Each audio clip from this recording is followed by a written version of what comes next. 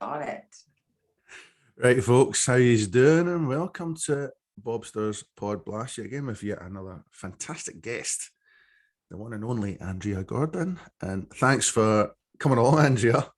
It's such a pleasure to have you on here. How you doing? Yeah, I'm doing fine. I'm just waiting for spiders to come out. Not out of me, out of the summer house that I'm now sitting in, because there is a nest of false widow spiders under the floor. I'm going, oh my God. Apart from that, I'm fine. You've picked the right spot to be sitting on there then, eh? Absolutely. You could actually hear a scream. make a comedy sketch out of it, you know? Yeah. God, So how have you been? I mean, especially during the pandemic and stuff. What have you been up to? Well, I found the first, let's say, 3 months really tough because I had an Edinburgh show planned. My second one, I took the afterlife of a soap star up the year before, was 2019.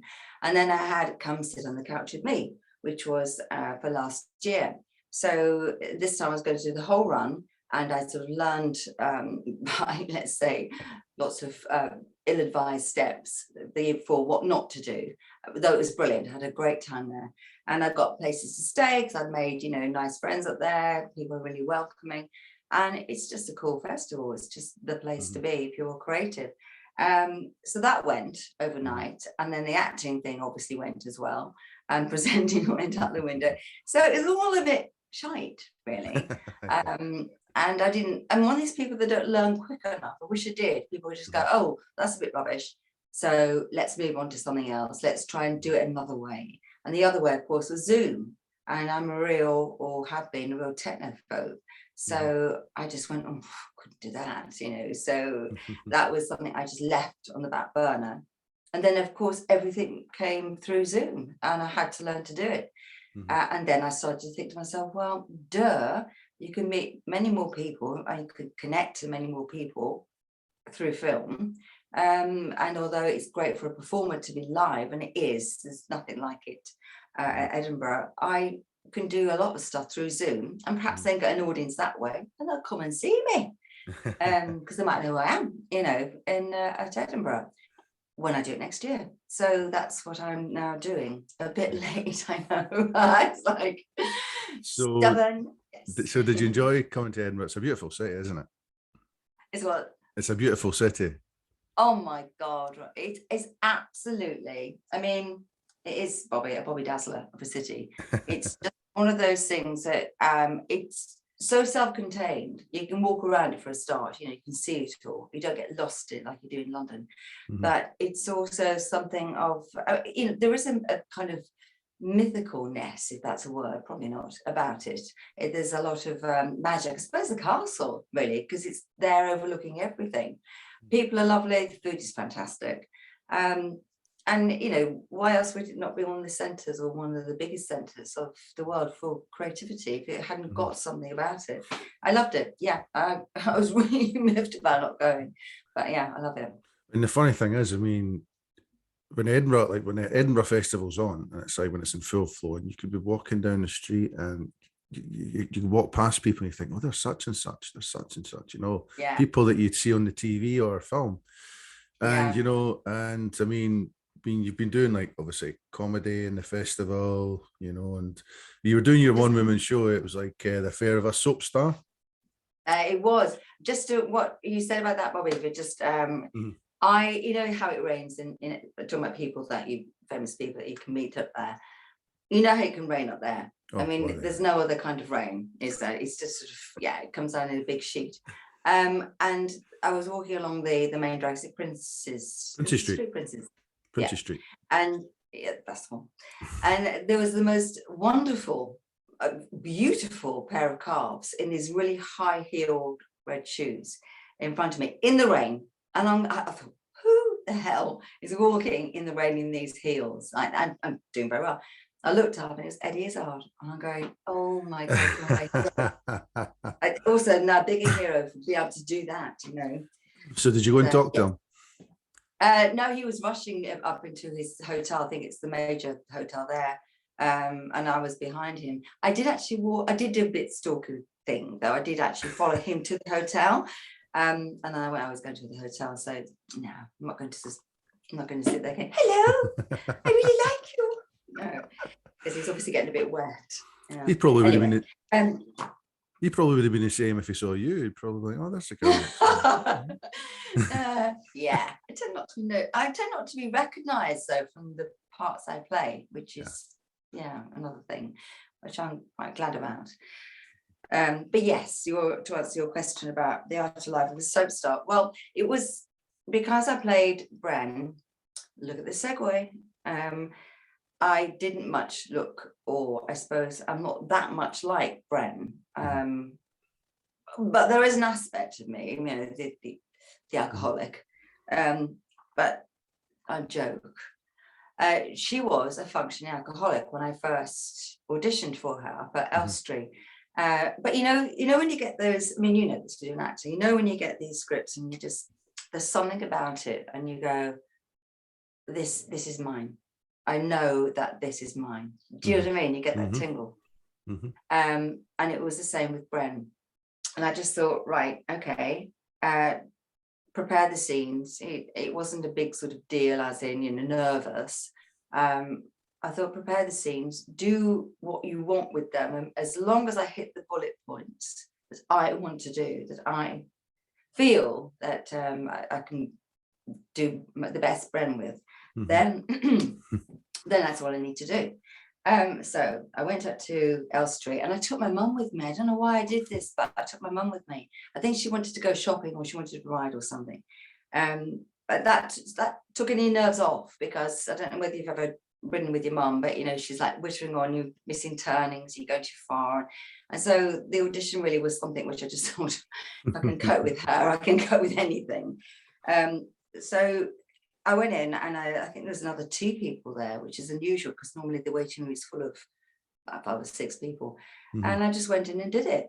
And I knew that I'd hit all the marks, all the points that I wanted to do. And I just thought, I know I've given them Bren. And anyway, the director said, he's been very hush-hush. They're not allowed to say anything. And he said, they'll be in touch with you. And the very next day, the producers got in touch with me, or my agent did, and said, you've got the job, you've been booked. And I just thought, crikey, wow, that was instant decision.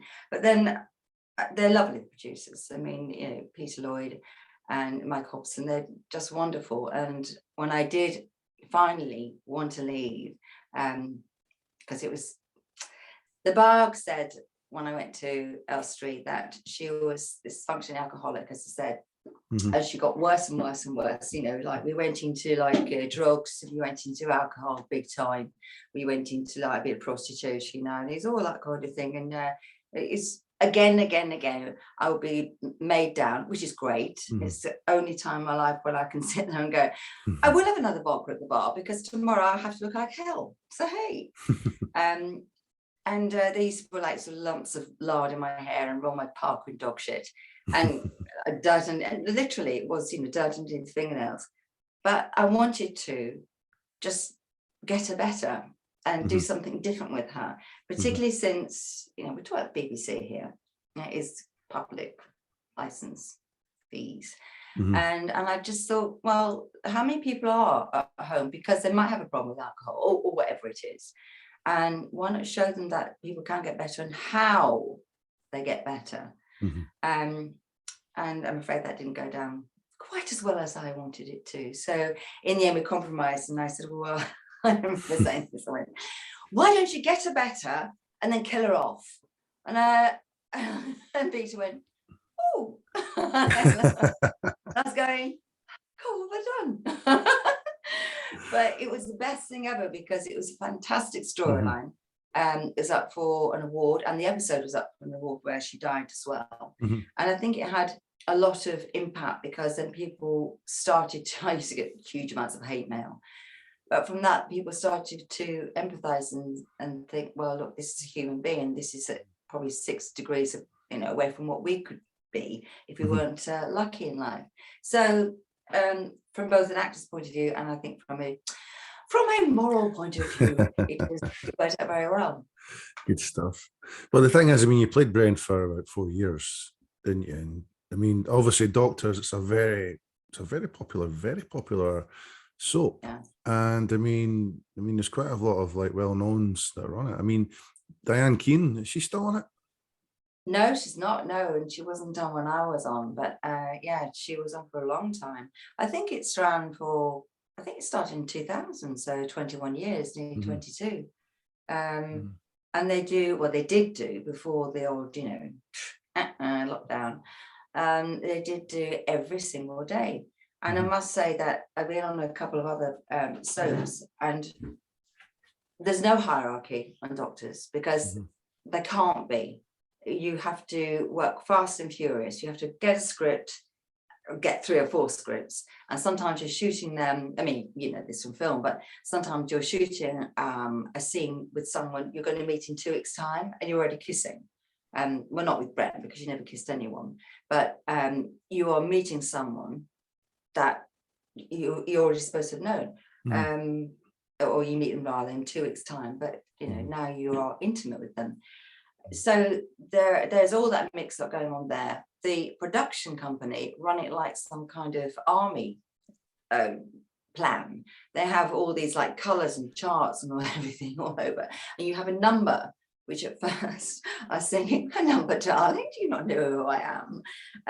But I was a number. I can't remember what number I was now. And so you become a number on the board, so they can allot you to different shoots, because there's 3 different shoots going on at any one time during the day for different episodes, for different blocks. So confused you will be, very much so, if they didn't run it so brilliantly. But it was great. I mean, the only thing is that you have to learn lines really quickly, and I don't know about you, it's not my favorite part of the job, learning lines. But you have to, but you do. It's part of the brain kicks in, and you're just sort of, I mean, you're not learning them in a sort of deep and kind of sensitive and theatrical way where you think, oh, I don't know, when he said swine fever, maybe he meant, and you're thinking, no, you just say swine fever and look like you mean it. And that's it. So yes, it was brilliant. It was fantastic time, fantastic experience on there. Yeah. But talking about it's funny because learning lines, I don't know, when I was younger, it just came to me like that. Because when I was younger, obviously before social media and stuff, I did lots of theatre, and but I don't know, as I get older, I'm like, it's for some reason I think it just seems to be kind of tougher to actually learn them, and it's like I'm thinking to myself, I used to learn those like that. Now it's just it's getting tougher, Yeah, I think you're right. I think it is it's a progression in years, but I think when you're younger, you don't have so much else to concentrate on. You just concentrate on, being rich and famous, because that's what you, you know what I mean? But then you have like families, and you have divorces, and you have bills to pay, and all that stuff. And then, so your brain is used in different sections more. And that's my excuse. No, I refuse to say. All right, it's because we're getting older.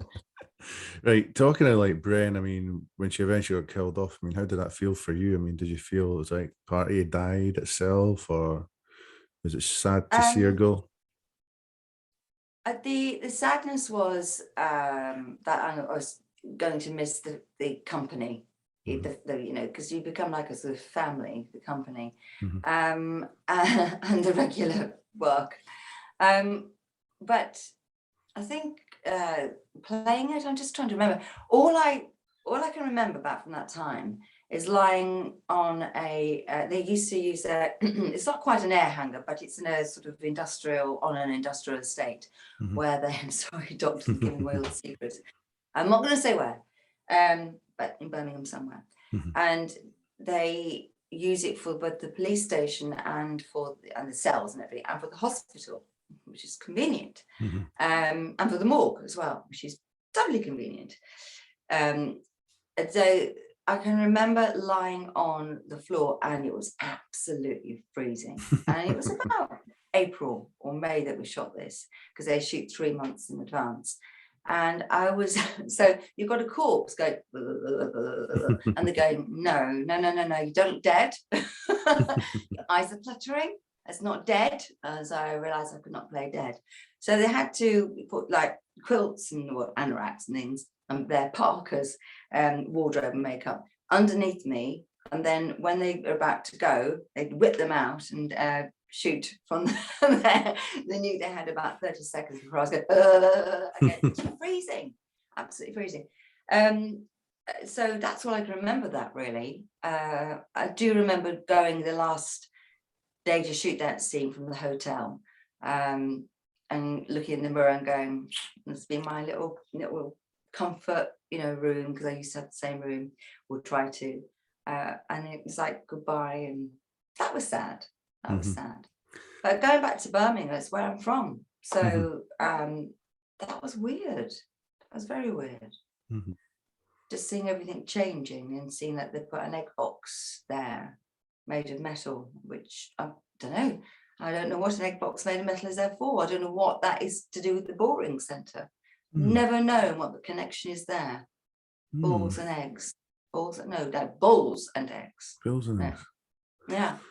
But it's like being like Bren, and it's like you went on to do, you did that theatre show, the Afterlife of a Soap Star. I mean, when you actually done that, I mean, obviously you wrote the thing all by yourself, and I mean, to perform it in front of people in the one woman show, I mean, how did that feel for you? Were you really nervous or? God, it was, Billy Connolly says, he's one of my heroes. He says, the first gig is like the best laxative I've ever had. About the Scottish accent was Welsh, wasn't it? Best laxative. I know. It is so. It is. Because you never know whether you're going to be funny. And you might be funny to some people, but not to others. Also, the pressure of being funny, I think, take that away from, if anyone's listening about to do it themselves. It should be about authenticity, I think, really. So as long as you're being authentic to what you want to say and entertaining in some way, then the funny stuff will come, I hope. But anyway, doing it was, I rehearsed that thing for, I think it was 3 weeks before, or maybe 2 weeks before I actually went up to Edinburgh to do it, because I was busy writing, rewriting, writing. I did one preview and it was a disaster. And I spent the next week after that going, I can't do it. That's it. I'm just not funny and I can't do it and I don't want to do it and I'm hell and I want to die. And that was, a whole week spent feeling sorry for myself and wasting a week basically. And then you have to get tough on yourself and sit down and rewrite it. Well, why didn't it work? Shall I do it in another way? Shall I just give in to chopping it out? And of course, when I did start to perform it up there, then it changed and it changed again. And I realized what worked and what didn't. And that was part of the fun. And I did have that terrible, what every performer dread up there, of having one person in the audience. I did have the one person in the audience one night, and the rest of the time was pretty full.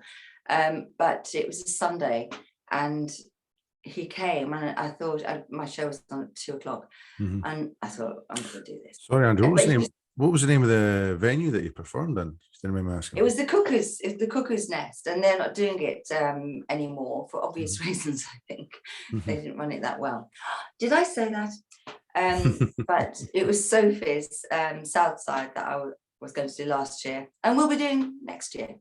Good. Along with maybe just the Tonic as well, and the Brighton Festival. So anyway. So the one person that was in the audience, but he was so enthusiastic and he was saying, I really come all this way. He lived in Edinburgh. I really want to see you. I'd march it off my the little catalogues I have. And he said, he'd marked, his shows that he wanted to see. So I did it for him. He said, I'll tell you what, he said, I will go in different places. You can stop every 10 minutes as an hour show. So stop 6 times, and you can go into different places. He can go to different places, and pretend that, you know, it's fuller. So you've got a different eye line. Do you know, it's one of the best shows I ever did. I'm still in touch with him. It's really weird fantastic. because, yeah, we kept stopping, kept laughing. I think that's one of the times I actually went to, you know, tell me what doesn't work about this. And he was great. So who knows? Who knows what Edinburgh can bring? Oh, I mean, that's my home city. I mean, I love Edinburgh. And, you know, but I mean, one of the things I love is when the festival's on, and I love walking up the Royal Mile when folk are advertising the actual festival, and they're handing out leaflets and stuff, and Right. you know, like flyers, and you know, that's Yeah. great. You know, did you never do that yourself? Did you never walk up? Oh the God, Royal yeah. Mile? Yeah, I did, yeah. Where I was staying was just opposite from, you know, where the assembly rooms is, and at the square. I've got what the square is that, but where all the press are, etc. And Underbelly. Yeah, well, I'd love to play Underbelly. So yeah, I used to go, my digs were just across the road, so I used to saunter across and do all the flying. And that's when I think you feel really connected, because you are there, people are juggling, they are rapping, they're dancing, they're walking on stilts, and they're around going, do you want to see my show?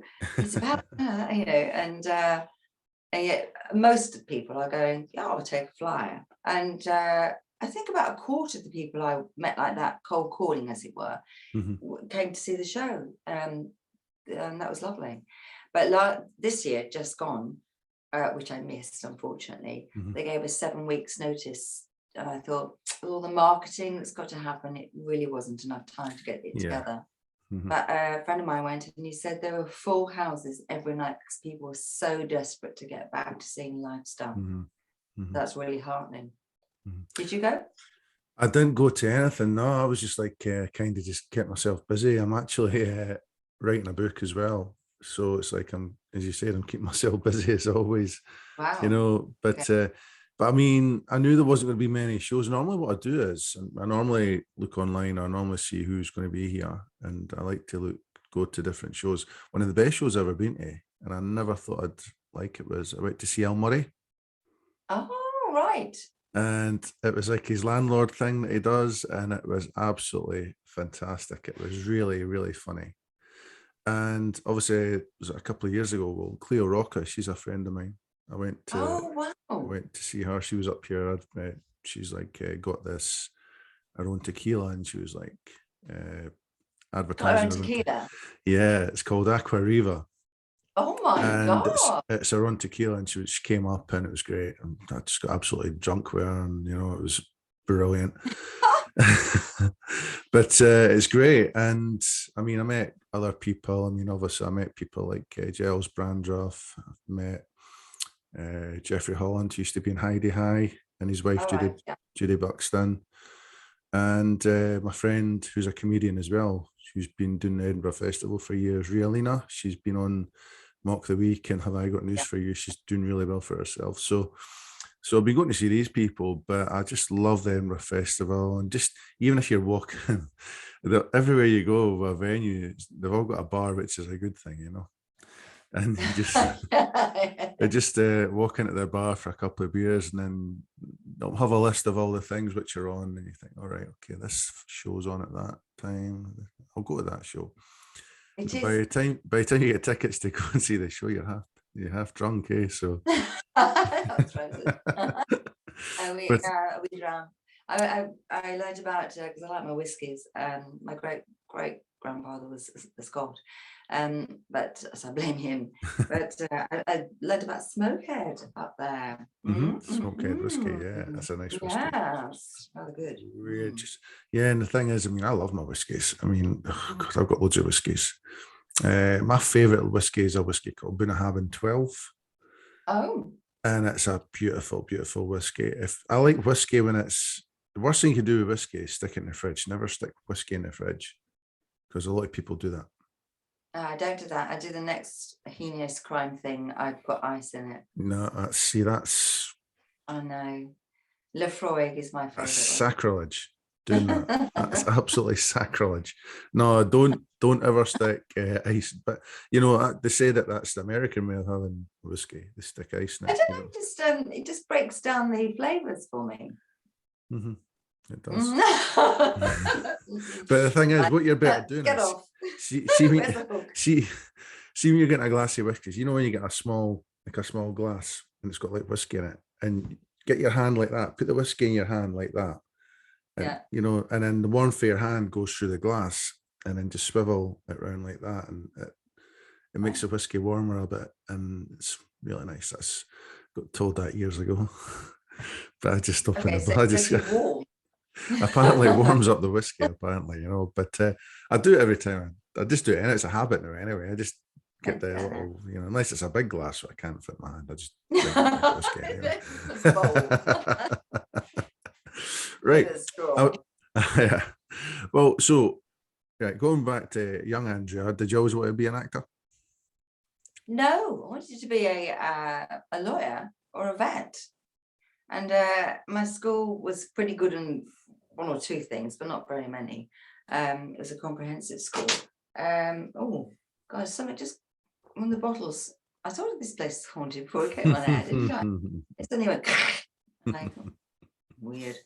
Or maybe it's a spider. Oh God. So yeah, so I said I wanted to be a lawyer. So they put me in a firm with solicitors, which isn't quite the same thing. But I learned that actually what I thought was like courtroom drama and, you know, tarry you, the law hath yet another hold on you. That's about 10% of what a barrister does, and definitely not what a solicitor does. The rest of it is paperwork. They have great big tomes of these, you know, trolleys of casework. Funny enough, I work with a lot of them now because I also, in my other guise, I coach body language. So I work with a lot of lawyers and judges and doctors and Sherry Blairs sometimes to teach them body language. But so I was put off by that. But having said that, working with them, they are mostly actors, lawyers. They same thing. It's the drama of the courtroom. The judge is the director, the jury, the audience. You know, and they have patterns. They have scripts, actors. The only difference is that one person goes to jail and the other person goes and has a drink at the bar. So yeah, or a vet. And now I love animals. As I said, I've just got a little kitten. But I think be a vet, you have to, in a way, you have to be detached from animals because you're busy cutting them up, and you know, I could have done that. So yeah, I mean, I always used to be a dancer. I danced when I was a little girl, about 5 years of age, ballet, to about 17. And I gave that up because I didn't want to have my feet deformed, basically. Two of my friends went on to the Royal Ballet School and London Contemporary, and I went down to see them. And literally, they were stick thin, eating Mars bars and toilet paper, and then sticking it all up again. And I remember the ballet teacher, head teacher, whoever she was, she came in and she said, if your shoes are not full of blood at the end of a performance, it is not a performance. And I thought, wow, I'm really pleased I didn't do it. But it was a natural follow-on to act, I suppose. So I thought, I'll take a year out. I don't really want to go to university. I've got 3 A-levels, which I don't know what to do with. They were English, art and chemistry. You know, that's how kind of messed up I was. And I just thought, within the year, I thought, I'd like to have a go at doing something arty. My father said, well, why don't you try drama school? He now regrets that big time. He said, you should have been a proper job. But I mean, did you get support from your dad when you? Well, yes, yes. To be honest, I did. I mean, he doesn't really understand it at all because he was a civil servant. He was a VAT inspector. Yeah, so it's not really his thing at all. So when I was coming in doing lines, he's going, I think our daughter's got a bit mad, Chris. I think, you know, I'm a bit worried about her now. But no, he doesn't understand it, but he's very supportive. And my sister's a drummer, so there's some kind of lunatic madness creativity going on in that family. but yeah, I mean, I just fell into jobs. It was easy. I finished drama school. I didn't even finish drama school. I finished halfway through, and someone offered me a job with an equity card, because that's what you had to have at the time. And I left, and they said, "You'll never work." And I went, "Well, I am working because I've got a job." And then I fell into 9 Months Tour of Macbeth, which is, wow, that's where I learned, the diaphragm breathing and all that stuff. It's really important. And then I fell into telly, which then has been my thing, telly and film, ever since, really. I had to drag myself back to theatre. I don't know why, it just doesn't want me. Brilliant. But the thing is, it's always good to, you always have to start somewhere, It's like, the reason I did it was, I love films, but I was a little short of confidence when I was younger. And I went to drama school for a few months, and then I ended up having to leave because, parents said that they couldn't support me. It was like a right working class environment I was in. So I had to leave. And then I ended up getting other jobs, being a postman and stuff like that. But I still kept on being an actor. I went and partly started like a theatre company when I was 18 and stuff. But then after that, I just kind of kept doing the theatre thing and did a tour with one of the shows that I did as well, and we ended up doing Brighton as well. So that was great. I love Brighton. Have you been there before? No, what was the venue that you used? Do you remember? The venue where I was in, it was, if you've been to Brighton, where the Taj Mahal building is? Right opposite there, or just it's kind of right opposite. Okay. It's like a tiny little theatre, which was, it took about between 20 and 25 people, and it was above a gay bar. Okay, yeah. I don't know it. I'm saying okay, yeah, but I know whereabouts you mean, definitely. Yeah, and it was kind of near where, they've got like, where the Palladium bar is. There was a Palladium bar, which kind of was not just round the corner practically from where you go towards Brighton Pier and stuff. Okay. And it was just kind of really across the road, about maybe nearly 10-minute, about 7-minute walk to it from where the Palladium bar is, another side of the road. And honestly, it's like when we were performing there, it was every night. Oh God, it was like always someone fighting, it was like a rough pub, It was a play. It was a play? No, I'm talking about the pub below us. But the play that I was in, that was a Terry Pratchett play. That was called Mort. And it was like, so could you hear the fighting going on? Yeah. Oh God, yeah. And it was always, you know what? It was always in the good bit of the play. There was a bit where I played the part of Death, and I had like the costume, I had like the skeleton mask and stuff on, right? It was like the Grim Reaper. And so I'm like, okay, right, I've got about 20 seconds to burst through the door and frighten the audience type thing. And that was part of the show. So I'm just getting ready to do it. Next minute, just down the stairs, the door from the gay bar just burst wide open. There was like three women, and one of them was bigger than me. One of them was about huge. And she was fighting two other girls, and she was like that, and she was getting stuck into them. And then I looked down at them. I had my mask and stuff on. I went like that. I was like, shh. And the big girl looked up at me. She says, "Don't you shush me. I'll come up there and rip that mask off your face and all that stuff." And I was like, okay. So she must have thought you were into some kind of fetishism. So you should let her go on. I know. She'd have frightened the audience more. Yeah. So I kind of like burst through that scene, like in front of the audience, and the audience just kind of went, as if to say, you're surprised. It's just, it's almost like they were expecting me to come through, but they must have heard everything which was happening downstairs. And I thought, oh, well, that was that, my big moment of the night just slowly just dissipated, but.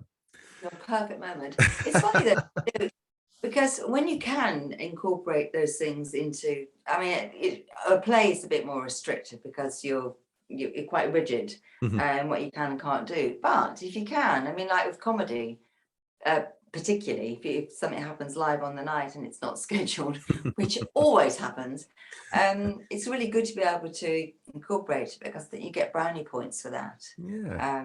But with a play, it's a bit difficult. I once saw Robert Lindsay there on the West End, who I love, he's brilliant. I think it was Me and My Girl or something. And he came on and he forgot his lines. And he just turned to the audience and he went, "Shall I go again?" And everyone just went, "Yeah." It's kind of like, okay, now we can relax. We're in safe hands. If anything goes wrong, he's a professional. He can deal with it. And I think it endears an audience to performers when they show that vulnerability. Brilliant. He's fantastic, Robert Lindsay. Absolutely fantastic. You know, I mean, obviously watching him on the TV was all part of growing up as well, wasn't it? It was just, yeah. you know, seeing him in, is it Citizen? Well, I kind of vaguely remember him in Citizen Smith. I don't know what I go on about my age here, you know, but it's kind of vaguely remember him. And then he was in that long running one for age. Well, he's been in lots of ones actually. He's been in loads of stuff. Yeah. I mean, he was himself. Yeah, I mean, was it My Family he was on for years, wasn't he? That's it, My Family. Yeah. Zoe Wanamaker, you know. But yeah, so talking about comedy, what made you want to do comedy? I don't know. I think it must be something of the sadomasochism. Yeah, because I mean, who in their right mind wants to go up, particularly if it's stand-up? I mean, stand-up really in its truest form is the most naked of all art forms, because you've got no director normally when you're starting off, and you write for yourself. So if it's rubbish, you've done it, it's yours. And you just have a microphone there, and it's you. And there's normally no props unless you're someone who goes on with a ukulele or, a puppet or whatever it is. Or Hoover once, this guy who does an act with Henry the Hoover.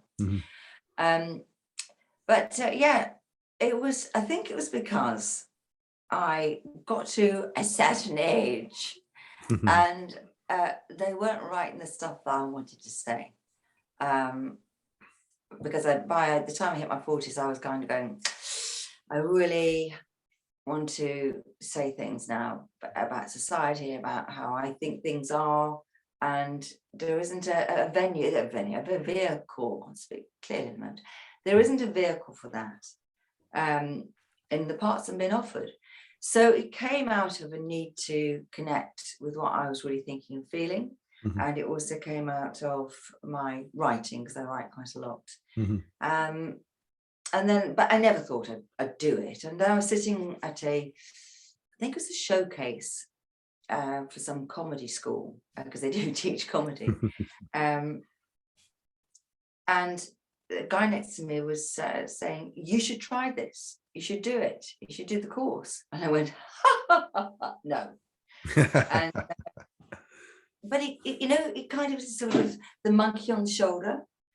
I got up the next day, and over the next few days, it kept going, "Try it, try it, try it." I'm going, no, I could never do that. I'm not funny. I can't. I thought, I'm going to try it, because it is a vehicle to write and to show what you think and feel and connect in a different way.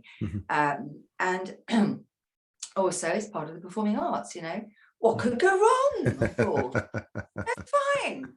So this same guy and I, when I finished the course and done a few gigs, which the first gig was the best gig, I must say. My showcase thing I did was a little bit shite, and people didn't really get it because of being political. Satirical, I like to call it. But it wasn't put in sort of a funny way. It was more me going, "And another thing I think." They were like, "Oh, she's a bit angry then, isn't she?" But anyway, from that showcase, this guy came up to me who used to run Ladbroke Grove's Inn on the Green, which sadly is no longer with us. And I did my first proper professional gig there. And I had to keep stopping because people were like, "Yeah," but I kind of found my audience then. That's another story.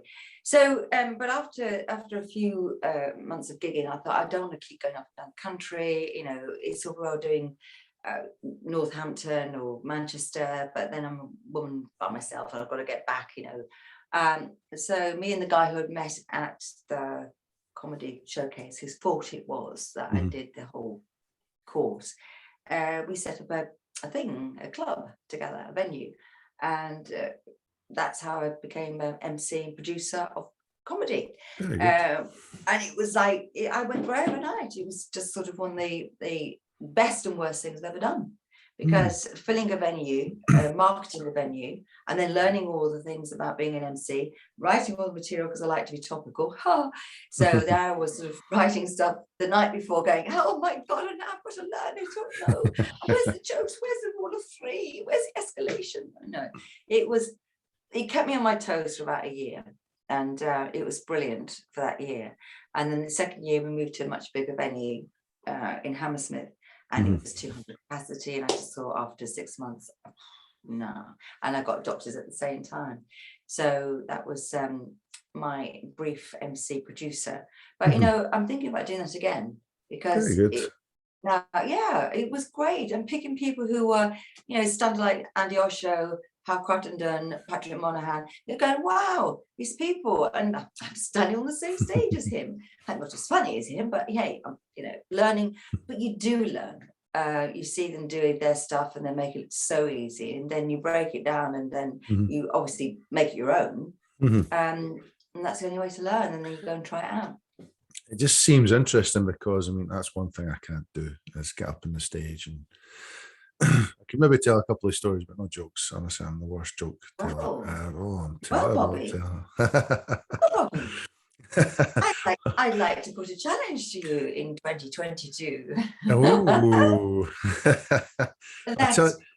do 5 minutes. Oh no, I'd be terrible. God, I tell you, I'd get rotten fruit thrown at me and everything.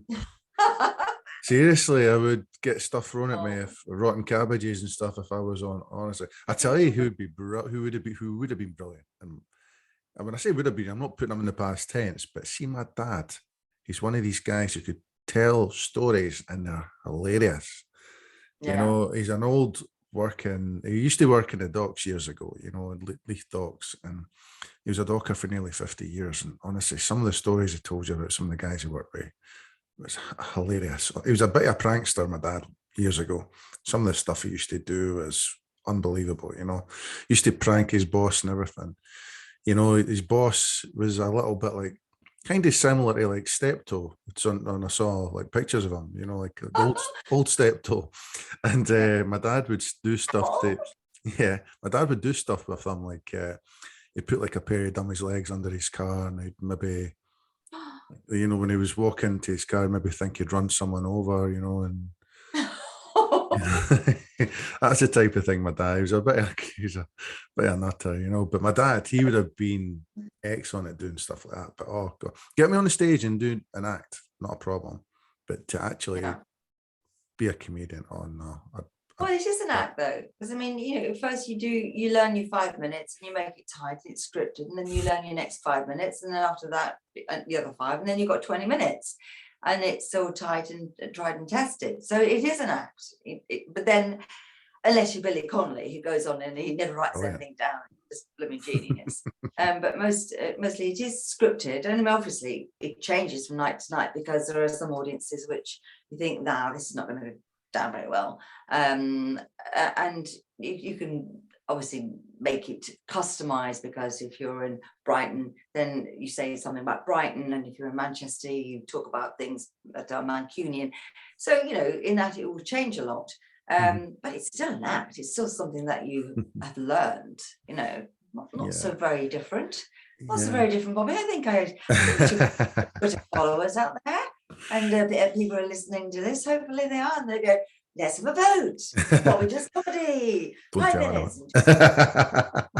You know what? Do you know what? I've actually you just pictured a really good picture there, and just thinking about it, and just, oh my God, I would probably, honestly, I would be terrified. Seriously. Even if I knew the lines, it's just like you have a way of telling a story to people and just having to make it funny. It just, I don't know. Just okay. And we'll leave that with you. Pain and ulcer. Absolutely.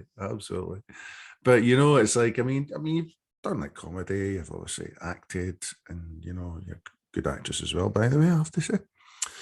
And Oh, yeah. and but I mean, maybe it's like over the years. I mean, you've also appeared in things like EastEnders, haven't you? I have, yes. Right. Mm. What can you tell us? What can you tell us about that? Anything good or any good? Well, I don't. Well, it's a long-running soap, and Mhm. the actors in it are very, very good, and I won't knock it in any way. I didn't have a particularly great time on it All because right. we only because no, we filmed out in Malaga, which is lovely. BBC Mhm. decided to spend some money, but I just found it really difficult to get in. I suppose it's when you just come in and the regulars are there and the storylines going on and they don't know who you are. Mhm. But it was very different setup from Doctors. I think people they had that bit much more time to Mhm. concentrate and stuff. But as I said, Doctors is really you wait at a train station, you leap onto the train and you're off until it Mhm. disperses you at the next one. Mhm. Whereas I think with EastEnders, it's more of a locomotive. You can go a bit slower and think about the Mhm. lines more. But yeah, I mean, I should have had a great time because we were out there and sunbathing for 3 days, and I think we started filming for 2 days only, the exteriors, and then we shot all the rest of the interiors back at White City. Mhm. But it was just that it was a lack of being welcomed, I suppose, Mhm. and I just really wanted people to go, hello, oh, you're playing Mhm. Angie, oh yeah, hi, this is me, and I'm the big star on it, Mhm. but they didn't. So that. Right. Did you kind of feel like a bit of an outsider coming onto it? Like, Yeah, Mhm. and I know, like I did Law, Amazon Prime's Law season 2. I don't know whether you know, but there's this podcast thing that they turned into a film Mhm. episodes for Amazon Prime Mhm. called Law. I think I was in season 2, Mhm. and we got some pretty big stars on that, John Hutchins, people like that, and you kind of I was just going as they were coming, and you look really lonely. And so I was in the canteen with my gore on, and I just went, hello, this is where lunch is, and this is it over here, and that's it over there. And he was like really grateful because we're all human. And Mhm. what you're doing is going, someone's going to welcome you, and I suppose that's me, that's the MC host in me that Mhm. kind of likes to bring everyone together and make sure everyone's okay. Mhm. And also, I don't see it's necessary to be hierarchy or stuck up because if Yeah. you're on the way up, you can Mm. also meet them on the way down. Yeah. And the thing is, I mean, I was talking to Robert Gillespie, who's an actor who's been on stuff over the years, and he was really, honestly, you should check out the interview between me and him. And he was saying that he was, I couldn't remember which film he was in, but he was in something with Richard Burton. And it was like the different tables, they all had different statuses. You had your main stars, you had your supporting actors, and then you had your other people that were on other tables. It was Yeah, it was it was like a status thing. It was like yeah, you had your top actors that were like the main stars that wanted to be away from everyone else type thing. yeah. Know your place. Mhm. I've got, I suppose, a similar story. I hate because it sounds a bit name droppy, but So anyway. give me a wee Uh, second, Andrea. I'm going to plug this in. It's the beauty of editing. Hold on. I'm going to put the charger in here. So,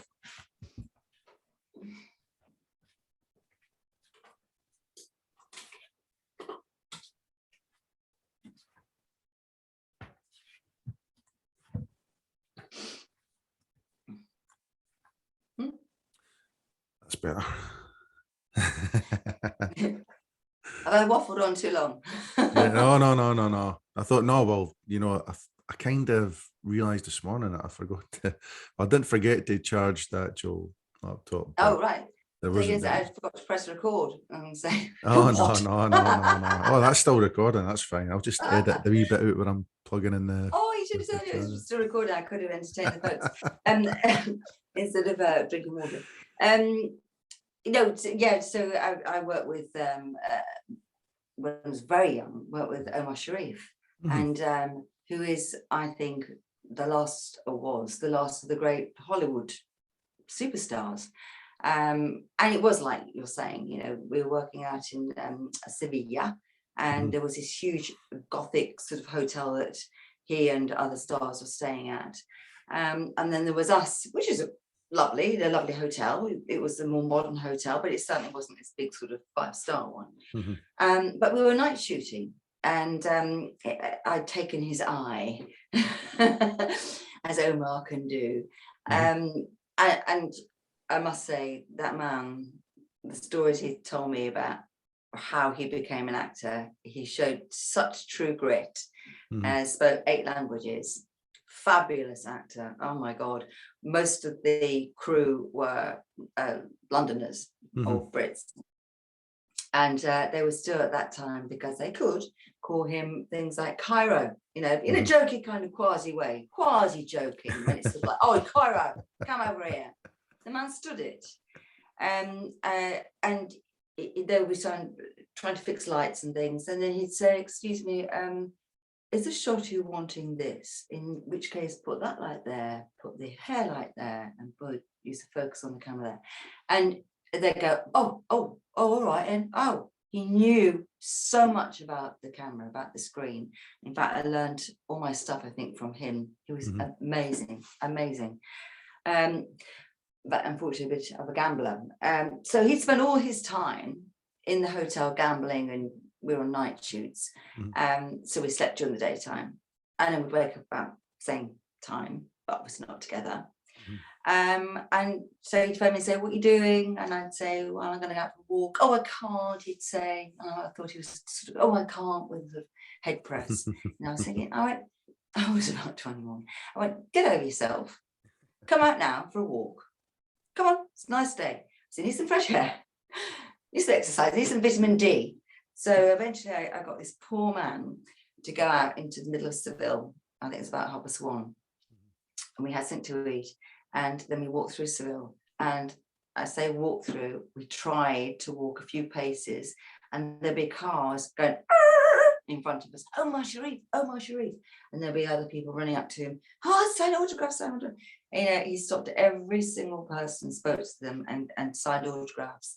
And I then understood what fame meant and what he was saying. And I was thinking, I don't want to be famous. And it really put me off being famous.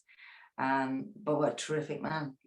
And especially, I mean, I'm telling you, I mean, he must have told you some cracking stories of some of the films he was in, you know, like Dr. Zhivago and classics like that. I love that film. Absolutely love that film, him and Julie Christie.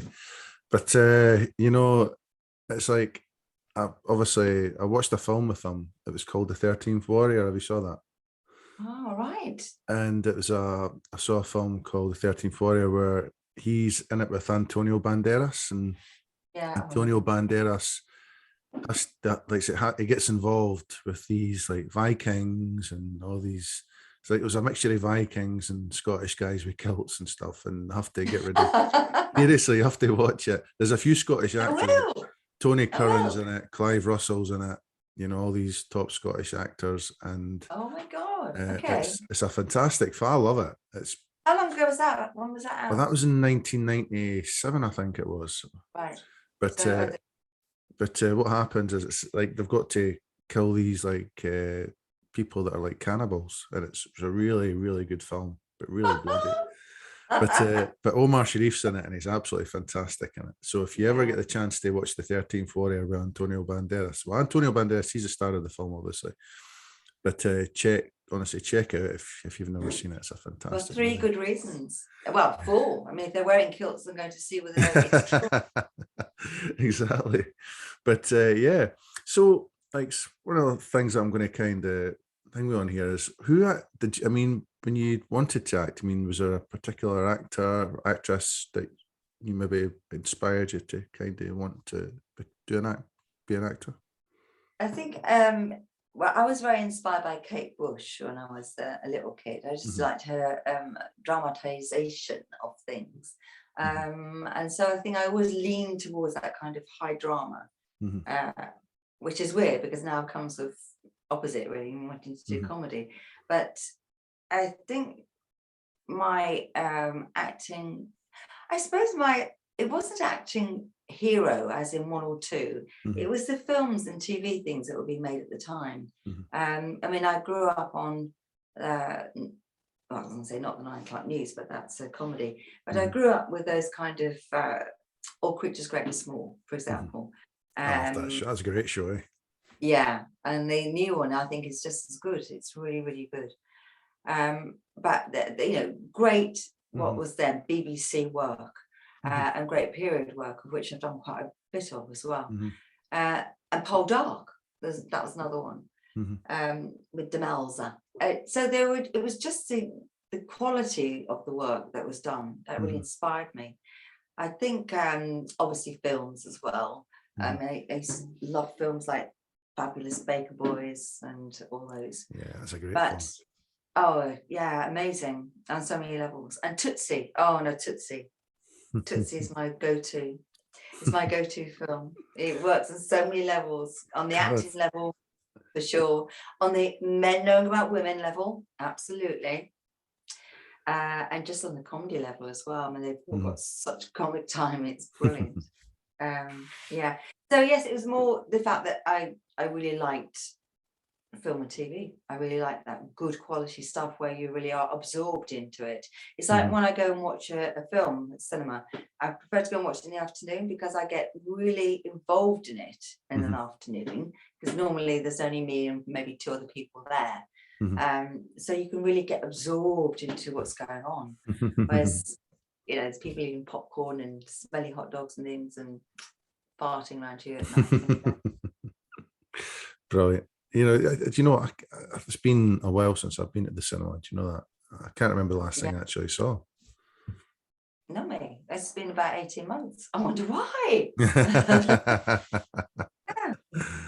So, like, lastly, before I let you go, was there anything coming up we should keep an eye out for that you're going to do apart from Uh, your fringe shows? Well, let me think. There's various adverts, but we don't mention those. I don't know what's on in this country because I've done a few things for abroad, so I Mhm. don't know what they're going to show, what they might show. There's things that can be seen still, like Law Mhm. season 2, which is on Amazon. I'll check that So out, by the way. oh. I'm going to check it out. Shall I play a Scott? Please don't crucify me for the I won't.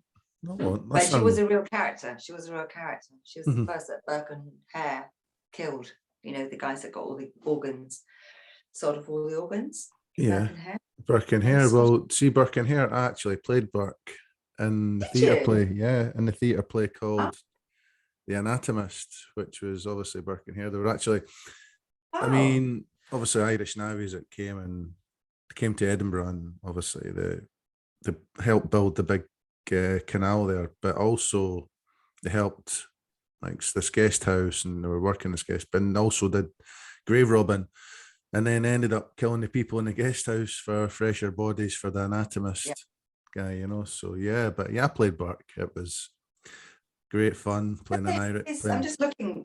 They have his bones there. So, do they? Do they have his bones? I'm just looking as I'm Yeah, talking. Edinburgh. If you next time you're in Edinburgh, you go to Edinburgh University, one of the Edinburgh universities up South Bridge, and it's like they've got the actual skeleton of William Ah, Burke. let's see. Yeah. And if you go down Victoria Street, and I can't remember the name of the shop, but they've actually got the shop that sells a wallet, or they're not selling it, they've actually got a wallet which is made out of William Burke's skin. Do you know I was going to say that as a joke? Oh no. Mhm. Oh, no, that's creepy. It Oh is creepy, no. yeah. But and that, I mean, I used to go into that. Well, I used to walk down there quite a bit. Now, first, I was a postie years ago, and like one of the things I delivered mail in there one time, and I was got talking to the guy, and he told me that he says, "Yeah, look," and showed me, and it was like William Burke's skin made into like a wallet. Was it his face skin or foreskin? I'm not so sure. It couldn't have been his other skin, you know, but can't say it I on don't here. know. I If can't say someone's that. sick enough to make a blooming wallet out of it, who knows? Who can say? Yeah, maybe it's his Yeah, bum. I got his Maybe his bum skin, you know. Sporty. Yeah, totally. But yeah, Oh, yeah. they're, So next, they're fun. So. oh yeah. So next time you're in Edinburgh, just go up. You'll check it out. They've got his skeleton there, and it's creepy, you know. But yeah, it's so I'm going to check out Law season 2, and I'll let you know what I think about it. Okay. Oh God. Yeah. Right. Well, but Emmett well, J. Scanlon plays Burke, who is in the Tower at the moment. So they've got a real Irish guy this time, Bobby. right. Good. Right. Good, because I They do mean, well. well then, obviously I tried to have that. Well, I think my Irish accent was okay at the time. I'm going to check it out. Oh, was it live or was it? Oh, it was live. Yeah, it was on. I'll tell you where we performed it. We performed it on Loth. I don't know if you know Edinburgh well. It's on Lothian Road. It's where the Sheraton Hotel is. We actually booked inside the Sheraton and performed it in there. Right. In Lothian Road. So this was in about 1996, I think it was. Right. Oh, it all went on in the 90s for us, didn't it? Mm. And now it's all going to go off on 2022 for us, because I'll see you on the comedy circuit. Oh. Oh. I could actually feel myself shudder at that thought. My spine. Well, if you want to lose some weight quickly and get sharp and all, practice and everything for your upcoming wonderful things that you've got, always working actor that you are, do a bit of comedy. Oh no. Then you know what? Then I'd be there, and then it would, I'd just be sweating bullets. You're not where. There you are. Brilliant, absolutely brilliant. Well, listen, honestly, it has been an absolute pleasure chatting to you, Andrea. It's been great to actually finally meet you. Yeah, it's just been, it's like, obviously this has been one of the joys of like the past few weeks, is doing this podcast and meeting so many great people. And honestly, such a pleasure chatting to you, man, honestly. And I know I've known you for a while, and this has just been fantastic today. It's just been a blast. Oh, thank you. It's been really good. I really want to come and see you in real life now. It's well, well, just absolutely. Anytime you're in the borough, just give us a shout.